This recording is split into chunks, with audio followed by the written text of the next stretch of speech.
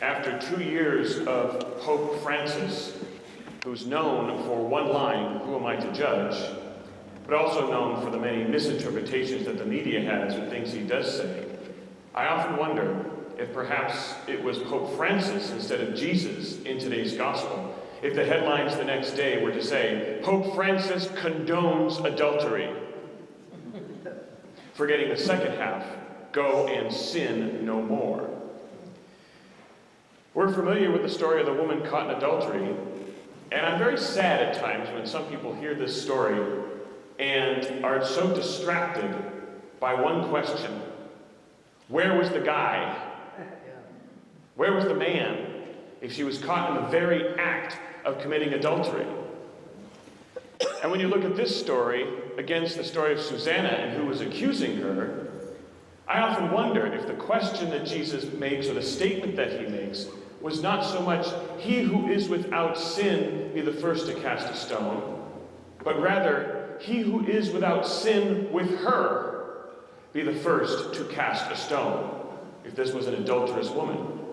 And of course it says, they all threw down their stones and departed, beginning with the elders. Haven't looked that one up yet in any concordance, but it might be a bit amusing to see what exactly would be the translation of that line, if assuming, of course, we don't have a good translation. But what we have in the very dramatic stories that we hear today are two women caught in a legal bind. One is completely innocent, and one is completely guilty. And both of them receive an intervention from God, one through Daniel, one through Jesus, that saves their lives. On the one hand, we have the very elongated story of Susanna in the book of Daniel.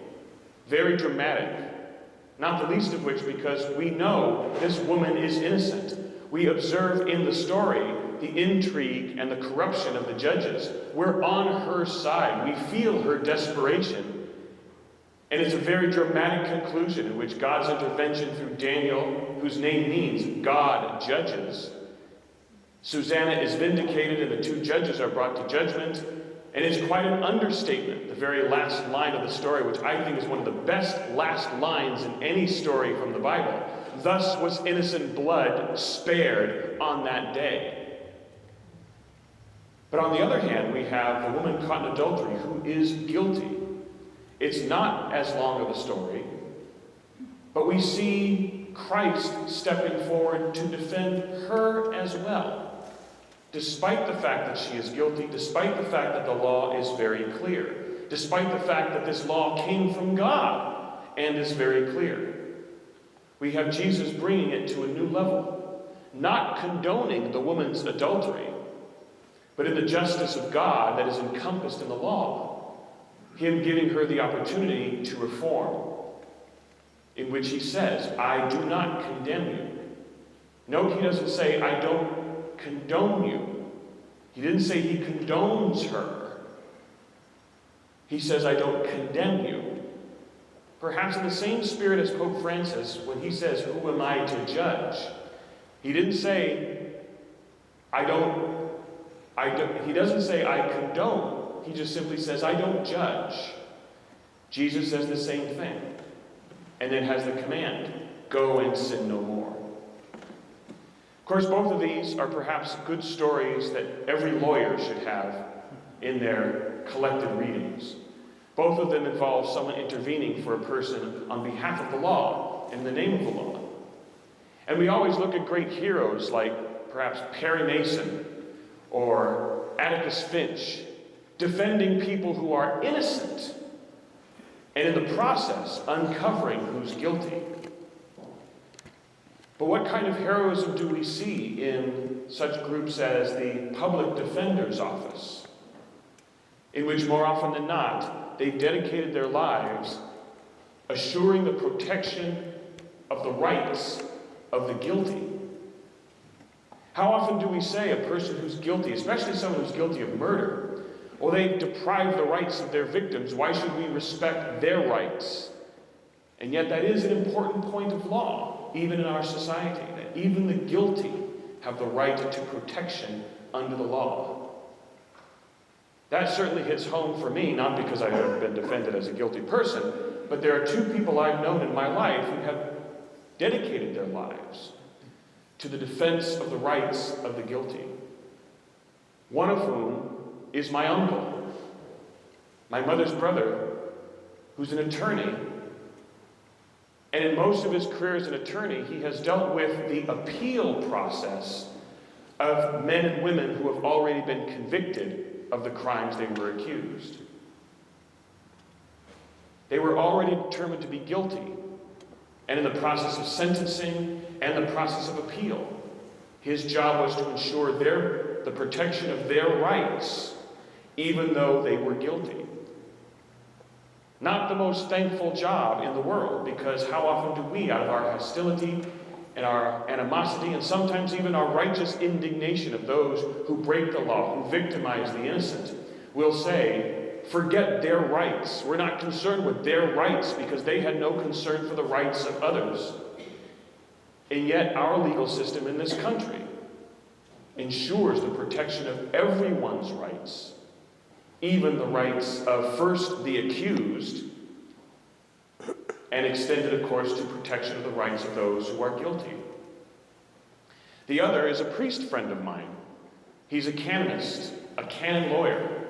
And in the midst of all the other work he does as a canonist, one thing he specializes and has made a vocation is the defense of priests who are guilty, which has taken on a new meaning in the last 13 years as we have seen guilty priests who have committed such terrible acts that have scandalized our church, in addition to demoralizing the people of God and other priests. He defended priests long before the scandals occurred in the church, and defended priests who were guilty of improprieties or misconduct, to ensure that their rights under canon law were protected as the church dealt with what to do with these priests. He became very good at that. Even to the point of one priest, referring to Cardinal Mahoney among other bishops, with his Irish accent, he once said, "When that priest gets involved in a case, the cardinal trembles," because he was very good at protecting the rights. And as a very good friend of mine, he shared with me why he chose that vocation as a canonist. And he quotes today's gospel. He said, "The woman was caught in adultery. The woman was guilty, and Jesus still stepped forward and defended her." And he saw in that a call for himself as a canonist, not to condone the actions, not to put them back in ministry if they shouldn't be in ministry, but to make sure that throughout the process, their rights as priests and as Catholics and as human beings were defended and protected. And so we have two very powerful stories that have very strong implications for us as Christians. The story of an innocent woman who was defended by Daniel, but the story of Christ who defended a guilty woman. And how much more does that add weight to the words of our Holy Father when he says, regardless of any sin that's committed, who am I to judge? Who are we to condemn? Doesn't mean we condone. Doesn't mean we change church teaching and sinful behavior is suddenly all right.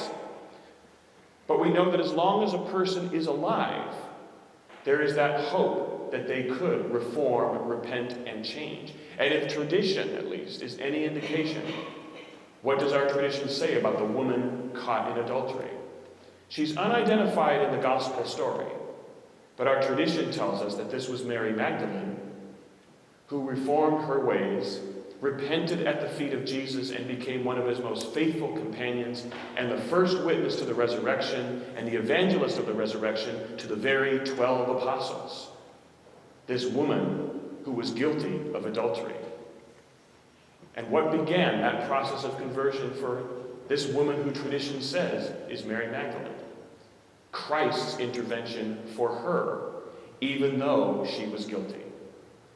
Let us ponder that as we remember the words of our Holy Father, who am I to judge? How quick are we to judge? How quick are we to condemn?